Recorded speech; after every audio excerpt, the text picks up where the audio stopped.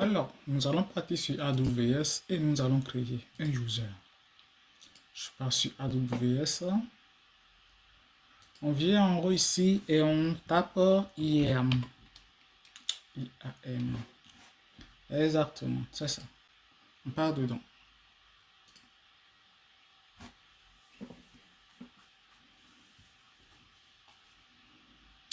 Identity and Access Manager. On est dedans. Donc, nous irons au niveau des utilisateurs, des users. Et on va dire qu'on veut créer un nouveau user. Créer un nouvel utilisateur. On va donner un nom à notre utilisateur. Je peux le nommer par exemple.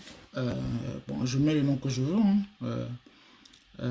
Cet utilisateur va se connecter depuis GitLab à AWS. Du coup, dans le projet F3, du coup, je mets user F3. Je ne sais pas si ça prend les majuscules ou pas, du coup, je mets tout en minuscule. Ok, ça prend les majuscules. Du coup, je mets user F3 to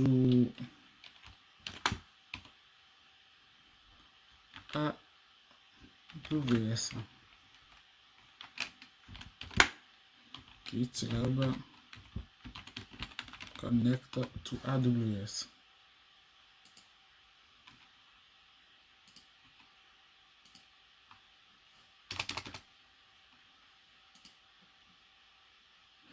Ok, c'est ça. Du coup, user 3 GitLab connect to AWS.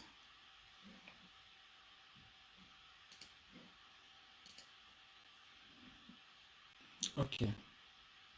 Maintenant, partie importante pour que le user puisse se connecter avec un token, il faut cocher la case fournir accès aux utilisateurs à l'accès à la console.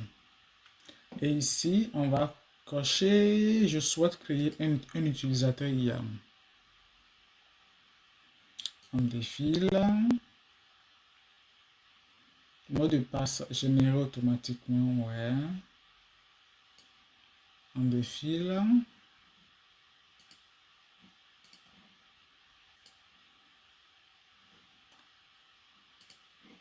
Ici, on va décocher. Les utilisateurs doivent créer un nouveau mot de passe. Je décoche ça. Je lui dis de m'afficher mon mot de passe. Une fois qu'il est généré, je fais suivant. Arrivé ici, je vais sélectionner attacher directement des politiques.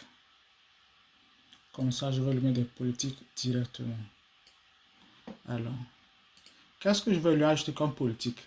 Là où on dit attacher des politiques ici, c'est en gros lui donner des accès. Donc, on va lui donner quoi comme accès? On va donner accès à l'EC2. Du coup, EC2 conteneur au conteneur de l'EC2. Bah, oui, je le fais directement parce que parce que plus tard, en fait, on aura à déposer notre registre qui est actuellement sur GitLab. On va le déposer dans le registre de l'EC2 même sur AWS. Du coup, je profite pour donner directement l'accès comme ça. Ça ne mange pas de pain, c'est fait. Comme le dit un de mes managers et amis, ça ne mange pas de pain. Ensuite, je fais le C2 full access.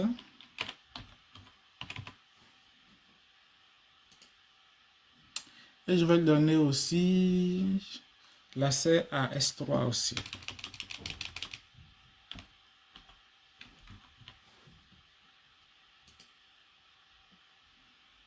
Je coche ça.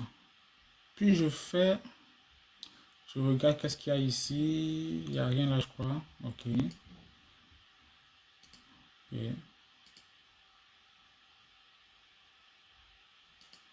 Ok, je pense que les trois là, ça peut y aller. Je fais suivant. Un instant, j'ai pas lu une case dernièrement. Je fais précédent d'abord. Il y a une case que j'ai pas lu en bas. Ici, il y a une case à l'intérieur que j'ai pas lu. Utiliser une limite d'autorisation pour contrôler les autorisations maximum. Non, pas besoin. Je laisse ça comme ça. Suivant. Ok. Du coup, j'ai donné ces trois accès là. Accès au registre de AWS, full accès à ECD, etc. Ok.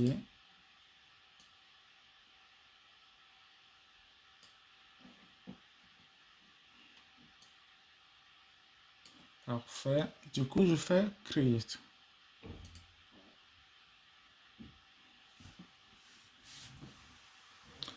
Ok, il a créé. Maintenant qu'il a créé,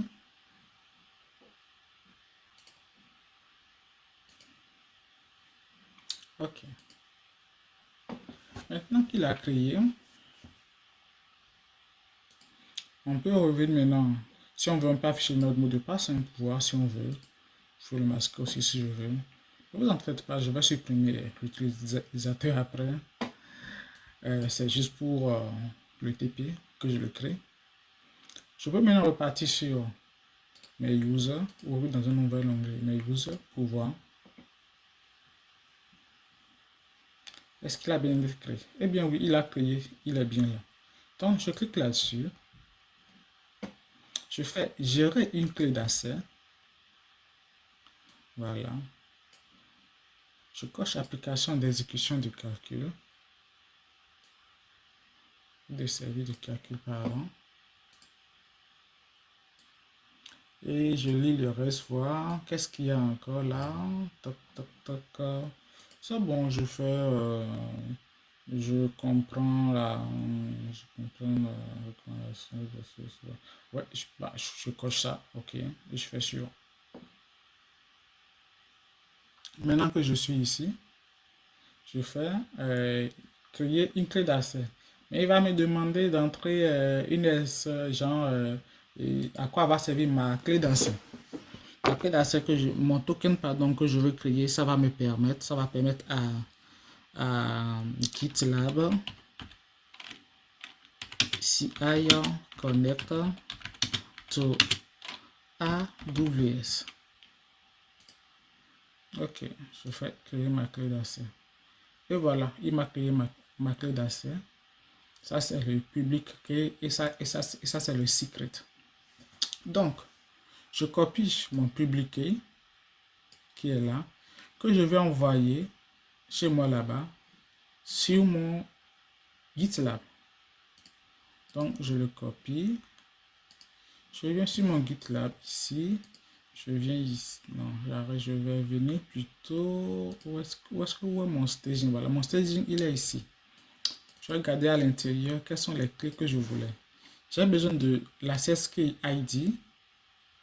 J'ai besoin du secret et de la région. L'access key ID, je la crée d'abord. Je viens là. Toc, toc. Je vais dans Setting CI/CD variable.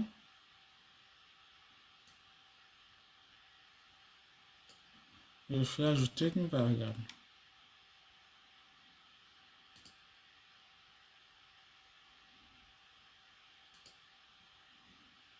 Masquer. Non, pas ça. Le nom de la variable, c'est ça. Et il va prendre la valeur.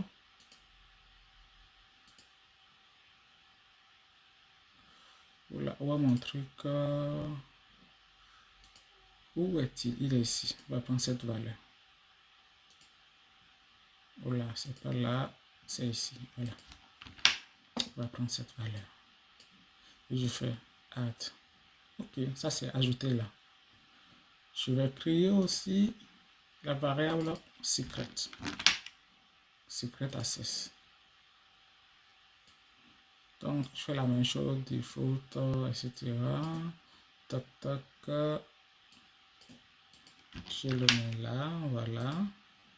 Et je viens ici, je le récupère, je le copie, je peux l'afficher puis le copier. Hein. afficher ou masquer, c'est comme je veux là. Je viens là et je le colle là. Je fais add. Parfait. De quoi j'ai besoin encore? La région.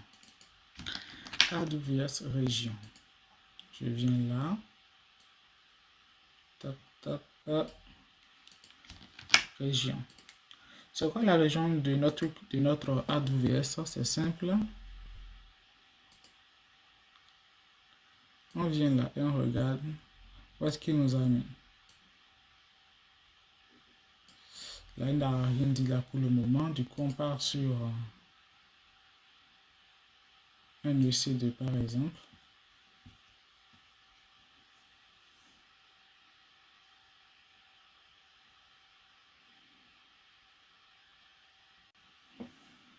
Voilà. Maintenant qu'on a sur un EC2, on va voir dans quelle région il nous met ici. Il nous a mis à Stockholm. On va faire défiler ça. Allez, fait vite.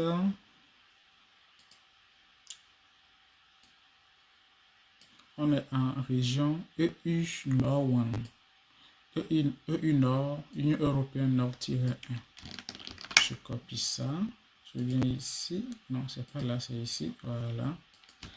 Et je colle là. Add variable. Donc là, on est bon. On a entré nos 3 variables d'environnement dont on a besoin. Du coup, on va fermer ceci. OK. Petite information. La partie où on a créé, on a généré le token ici. Il faut le copier en même temps pour le déposer. Parce que je crois qu'après, vous n'avez plus assez à ça pour voir de mémoire. Après, vous pouvez tester, générer, sortir de là et revenir voir si vous pouvez toujours y accéder ou pas. De mémoire, c'est quand on le crée qu'il faut le récupérer en même temps. Terminé.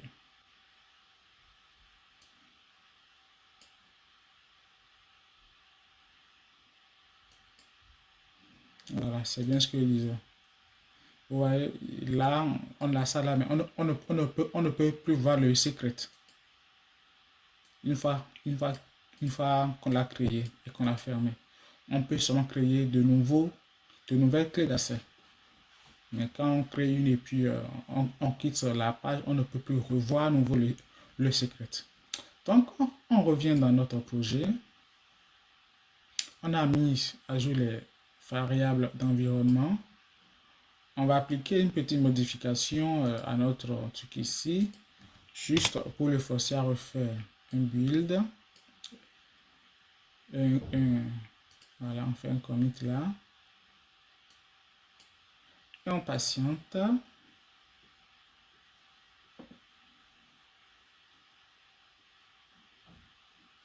On voit bien que on a 5 étapes qui vont s'enchaîner. On aura le build, ensuite le test d'acceptation de la release, le deploy staging et le test staging. Je passe en pause et on revient à la fin pour voir le résultat.